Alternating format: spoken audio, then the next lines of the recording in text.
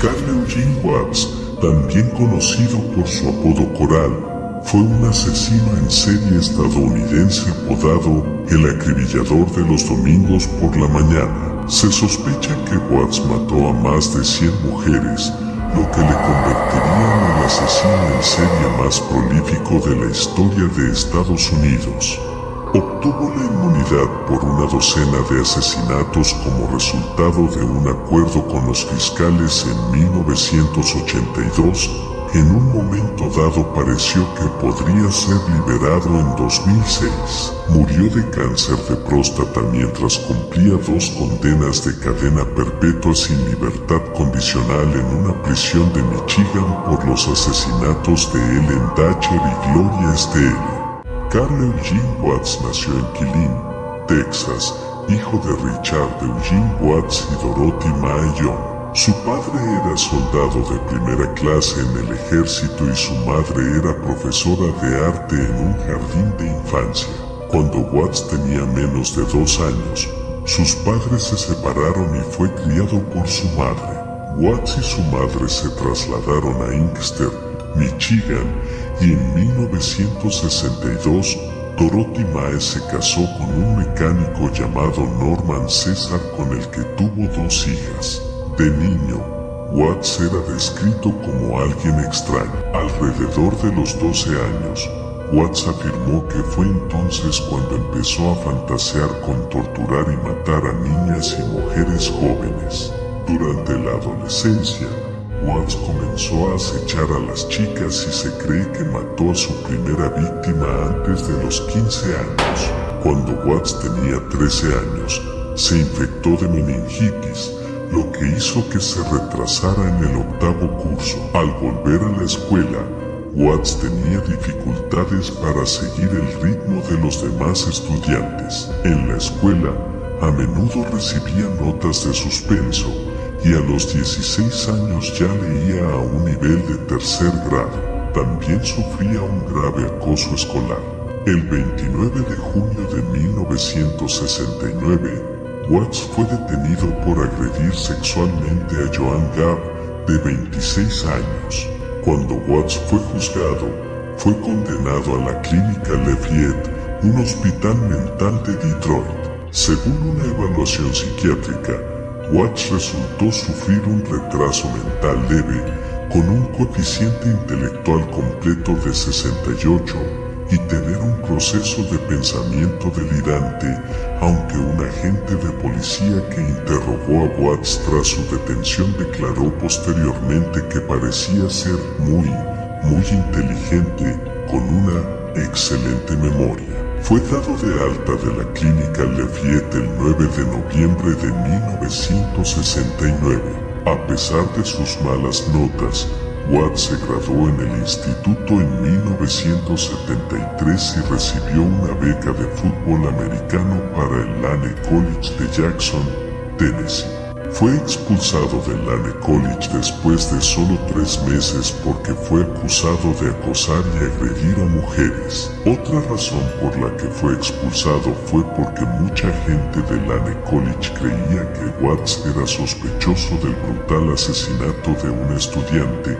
Sin embargo, no hubo pruebas suficientes para condenarlo por el asesinato.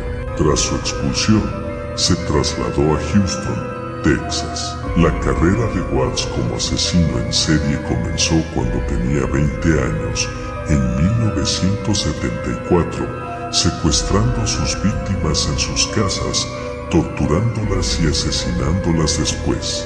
El 30 de octubre de 1974, Watts torturó y asesinó brutalmente a Gloria Estelle, de 20 años, que se cree que es su segunda víctima. Watts, que era afroamericano, casi siempre mataba a mujeres blancas jóvenes. Watts mató a mujeres de entre 14 y 44 años utilizando métodos como el estrangulamiento, el apuñalamiento, el apaleamiento y el ahogamiento. Watts asesinó a docenas de mujeres entre 1974 y 1982, y a pesar de las muchas mujeres que asesinó, Watts no fue descubierto como asesino en serie durante casi 8 años. Esto se debió a varias razones. Atacó en varias jurisdicciones diferentes e incluso en distintos estados. Incluso con la llegada de las pruebas de ADN seguía siendo casi imposible porque rara vez realizaba actos sexuales con sus víctimas, a diferencia de la mayoría de los asesinos en serie de mujeres y niñas, y no se pensaba que sus crímenes tuvieran una motivación sexual. La gente que le conocía tampoco sospechaba que Watts estuviera implicado en ninguno de los asesinatos y no fue sospechoso de ninguno de ellos hasta su detención en 1982. El 23 de mayo de 1982, Watts fue detenido por irrumpir en la casa de 2 mujeres jóvenes en Houston e intentar matarlas. Mientras estaba detenido, la policía empezó a relacionar a Watts con los recientes asesinatos de varias mujeres. Hasta principios de 1981, había vivido en Michigan, donde las autoridades sospechaban que era responsable de los asesinatos de al menos 10 mujeres y niñas de esa localidad. Watts fue interrogado previamente sobre los asesinatos en 1975, pero no hubo pruebas suficientes para condenarlo. En ese momento, Watts había pasado un año en prisión por atacar a una mujer que sobrevivió. Los fiscales de Texas consideraron que no tenían suficientes pruebas para condenar a Watts por asesinato, por lo que en 1982 llegaron a un acuerdo de culpabilidad. Si Watts daba todos los detalles y confesaba sus crímenes, le darían inmunidad de los cargos de asesinato y, en su lugar, se enfrentaría solo a un cargo de robo con intención de asesinato. Este cargo conllevaba una condena de 60 años. Aceptó el trato y enseguida confesó detalladamente los 12 asesinatos cometidos en Texas. Sin embargo, las autoridades de Michigan se negaron a aceptar el acuerdo, por lo que los casos en ese estado siguieron abiertos. Watts afirmó posteriormente que había matado a 40 mujeres y también ha dado a entender que hubo más de 80 víctimas en total. Sin embargo, no quiso confesar abiertamente que había cometido esos asesinatos porque no quería ser considerado un asesino en masa. La policía sigue considerando a Watts sospechoso de 90 asesinatos sin resolver. Watts fue condenado a los 60 años acordados. Sin embargo, poco después de empezar a cumplir la condena, el Tribunal de Apelación de Texas dictaminó que no se le había informado de que la bañera y el agua en la que intentó ahogar a Lori Lister se consideraban un arma mortal. La sentencia lo reclasificó como delincuente no violento, lo que le permitió obtener la libertad anticipada. En aquella época, la ley de Texas permitía a los delincuentes no violentos descontar 3 días de su condena por cada día cumplido, siempre que se comportaran bien. Watts era un preso modelo, y se le dedujo suficiente tiempo de su condena como para poder salir en libertad el 9 de mayo de 2006. La ley que permitía la excarcelación anticipada fue abolida tras las protestas del público, pero no podía aplicarse retroactivamente según la Constitución de Texas. En 2004, el fiscal general de Michigan, Nick Cox, salió en la televisión nacional pidiendo que cualquier persona aportara información para tratar de condenar a Watts por asesinato y asegurarse de que no quedara en libertad.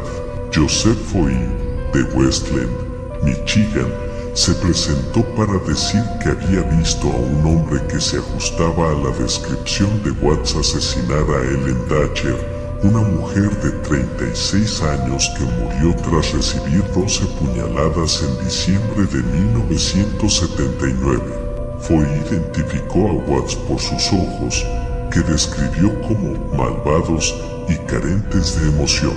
Aunque Watts gozaba de inmunidad judicial por los 12 asesinatos que había admitido en Texas, no tenía ningún acuerdo de inmunidad en Michigan. Antes de su juicio de 2004, los agentes de la ley pidieron al juez que permitiera que las confesiones de Texas se convirtieran en pruebas, a lo que éste accedió. Watts fue rápidamente acusado del asesinato de Ellen Dacher. Un jurado de Michigan lo condenó el 17 de noviembre de 2004, tras escuchar el testimonio de Joseph Foy. El 7 de diciembre fue condenado a cadena perpetua. 2 días después, las autoridades de Michigan empezaron a hacer gestiones para juzgarlo por el asesinato del estudiante de la Universidad de Western Michigan, Gloria Steele, que murió apuñalada en 1974. Coral Eugene Watts ha confesado haber matado, pero nunca dijo quién. Te diré algunos de ellos que pueden coincidir. 31 de octubre de 1979, Jean Klein, de 35 años, fue apuñalada hasta la muerte en una acera del exclusivo suburbio de Detroit de Grosse Point Farms cuando volvía a casa después de una cita con el médico. La policía dijo que Watts apuñaló a Klein al menos 10 veces con una herramienta de carpintería similar a un destornillador.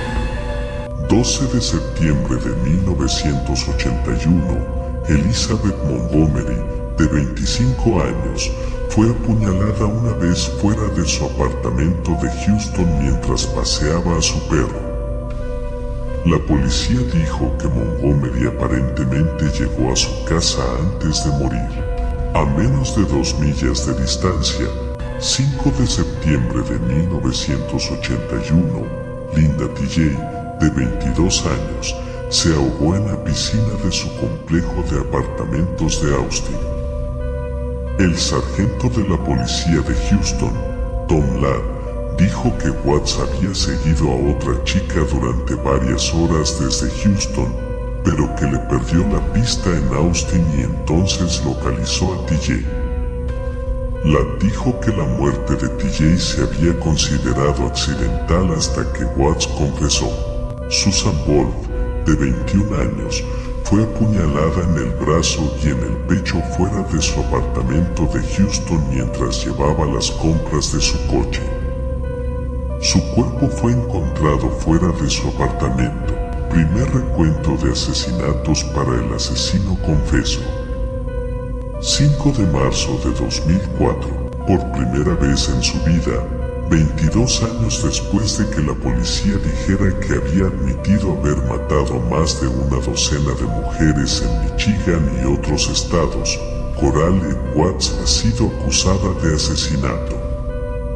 La acusación se presentó el jueves en el Tribunal de Distrito de Ferndale. Pero, según la policía, el testigo que relacionó al asesino en serie confeso con el asesinato de Ellen Dacher en Ferndale en 1979 ya se había presentado antes, 2 veces. La primera vez fue justo después del asesinato. La segunda en 1982, cuando Watts confesó varios asesinatos y se le concedió la inmunidad judicial por esas muertes. Esta vez, el relato del testigo podría conducir a una condena por asesinato.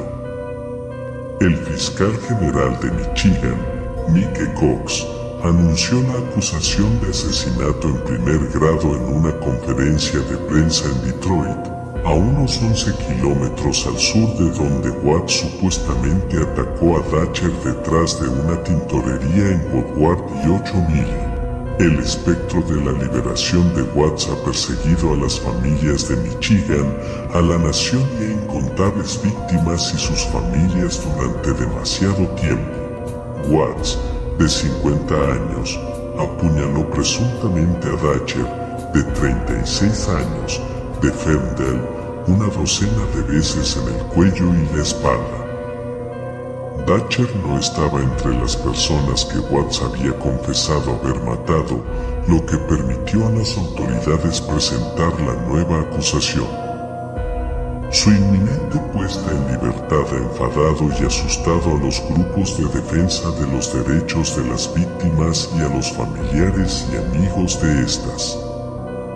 Las autoridades de Michigan se han apresurado a revisar viejos casos para conseguir una nueva condena y mantenerlo entre rejas.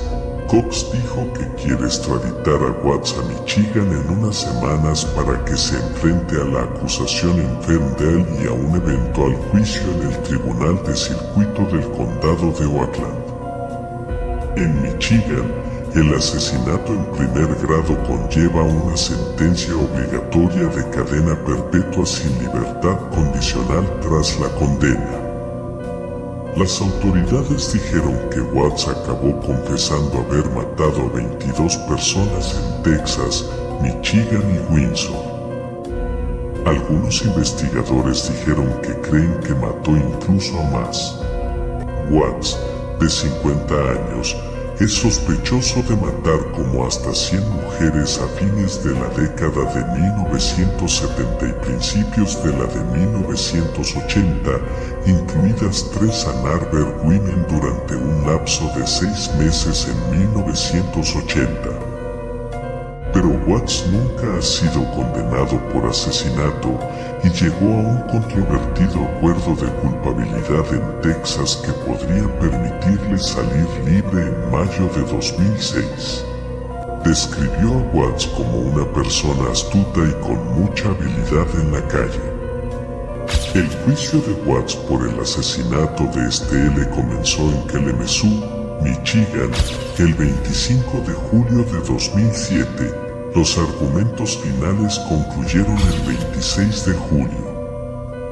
Al día siguiente, el jurado emitió un veredicto de culpabilidad. Watts fue condenado a cadena perpetua sin libertad condicional el 13 de septiembre. Fue encarcelado en una prisión de máxima seguridad en Iowa, Michigan.